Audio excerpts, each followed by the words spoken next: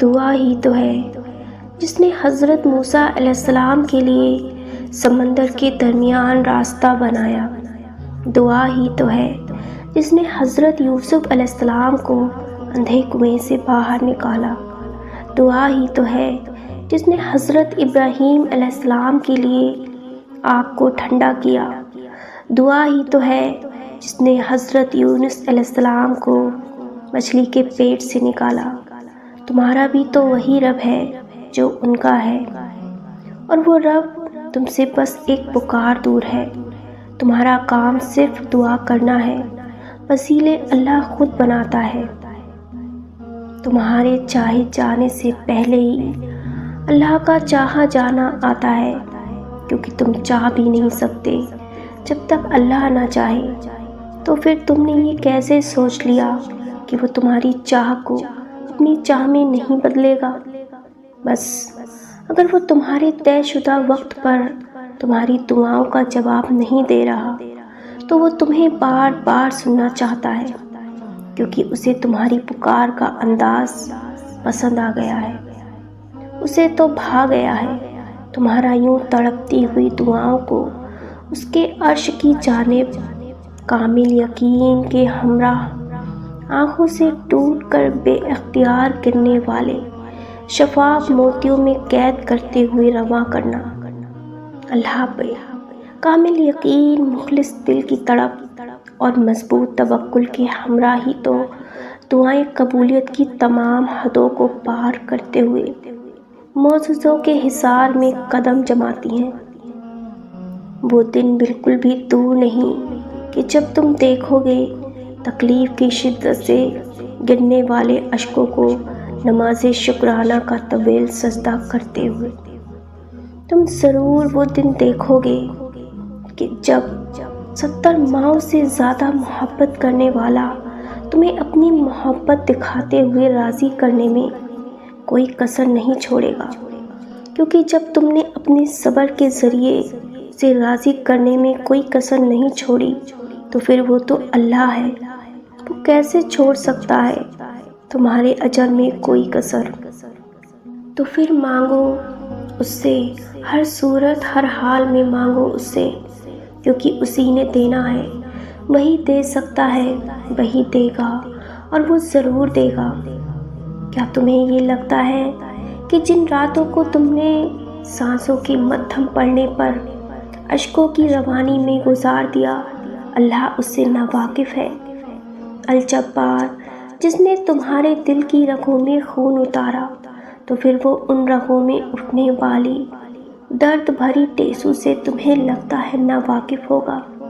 وہ اللہ جس نے 7 آسمان تہ بہ تہ بنائے اور رات دن کا ہیر پھیر بھی تو اسی کے حکم سے ہے نا، تو پھر تم نے یہ کیسے سوچ لیا کہ تم نے تکلیف میں جکڑے اپنے تڑپتے وجود کے ہمراہ راتیں کاٹ دیں اور وہ ناواقف ہوگا؟ بے شک اللہ تو وہ ہے جس نے سمندر کو پیدا کیا اور ان کے درمیان ایک آڑ بھی رکھی تاکہ میٹھا اور کھارا پانی آپس میں کہیں شامل نہ ہو جائے۔ تو وہ تمہاری آنکھوں سے بہتے پانی کی روانی سے ناواقف ہوگا؟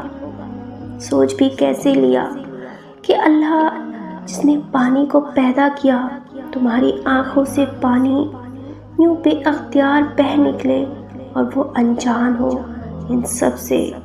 اگر آج تمہیں یوں آزمائش میں ڈالا گیا ہے نا تو محض صبر کرنے والوں میں شامل کرنے کی غرض سے۔ اللہ تو وہ ہے جو تمہیں آزمائش میں ڈالنے سے پہلے ہی اس سے نکالنے کا وسیلہ پیدا کر دیتا ہے، کیونکہ وہ تو خود فرماتا ہے کہ بے شک ہر مشکل کے ساتھ آسانی ہے۔ جان لو کہ تمہیں بنانے والا اللہ نہ واقف نہیں ہے، نہ تمہارے اشکوں کی روانی سے اور نہ ہی دل میں اٹھتی درد بھری لہروں سے۔ اللہ پر یقین رکھو، وہ تو تمہارے کیے گئے صبر کی بنیاد پر آج بذات خود کھڑا ہے۔ تمہارے ہمراہ مت حاوی ہونے دو، اپنے اوپر وسوسوں کو تاکہ تم اسے محسوس کر سکو۔ اللہ کا کیا ہر وعدہ سچا ہے۔ وہ جلد تمہارے لیے یوں آسانی پیدا کرے گا کہ تمہاری اپنی آنکھیں دنگ رہ جائیں گی اور سر بے اختیار سجدے میں گر جائے گا۔ اور پتہ ہے کیوں؟ کیونکہ اللہ کا راستہ تو معجزوں کا راستہ ہے۔ بس تم وسوسوں سے گھبرا کر کہیں ہمت نہ ہار جانا۔ تمہارے لیے مدد عرش سے بس اترنے ہی والی ہے، کیونکہ بے شک رحمان کی مدد کا وعدہ سچا ہے۔ جو اللہ تمہارے لیے چاہتا ہے، کیا تم اس سے بہتر اپنے لیے چاہ سکتے ہو؟ کیا تم وہ جانتے ہو جو اللہ جانتا ہے؟ پھر کیوں مشکل لگتا ہے اس کے فیصلوں کو تسلیم کرنا؟ کیوں نہیں کرتے یقین کہ وہ بہتر لے کر بہترین دے گا؟ ایک وقت لازمی آئے گا جب تم سمجھ جاؤ گے کہ یہ آزمائش کیوں تھی۔ اس کی آزمائشوں کے پیچھے چھپی مصلحتوں پر حیران رہ جاؤ گے۔ تب تک توکل کرو گے اس پر جو دونوں جہانوں کا مالک ہے، وہ جو ماں سے بھی زیادہ پیار کرتا ہے۔ اس نے آزمائش میں ڈالتے ہوئے کچھ تو سوچا ہوگا، اور یقین رکھو کہ تمہاری زندگی میں کچھ بھی اللہ پاک کی مرضی کے بغیر نہیں ہوتا۔ تمہاری آزمائشیں اللہ پاک کی رضا نہیں تو اور کیا ہے؟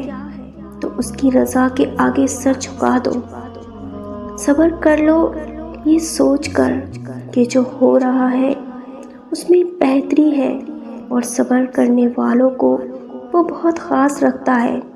تمہاری کوششیں ناکام ہو سکتی ہیں، لیکن اللہ پاک کی طاقتیں نہیں۔ مقدر دعاؤں کا پابند ہے، دعائیں مقدر کی پابند نہیں۔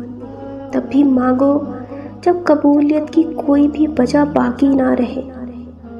صرف اللہ پاک ہی تو ہے جو دکھی دل کی خاموش صدائیں سنتا ہے۔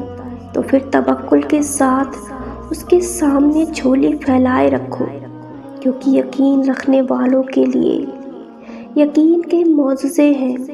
تمہارے بنانے والا کیسے تمہاری ضروریات سے بے خبر ہو سکتا ہے؟ تمہاری کہانی کا مصنف اللہ پاک ہے، اور اس سے بہترین مصنف اور کون ہو سکتا ہے؟ اور یاد رکھو کہ ایمان والے سب سے زیادہ آزمائے جاتے ہیں۔ اس آزمائش کے بعد تم ان دعاؤں کا قبول ہونا بھی دیکھو گے جنہیں تم بھلا چکے ہو۔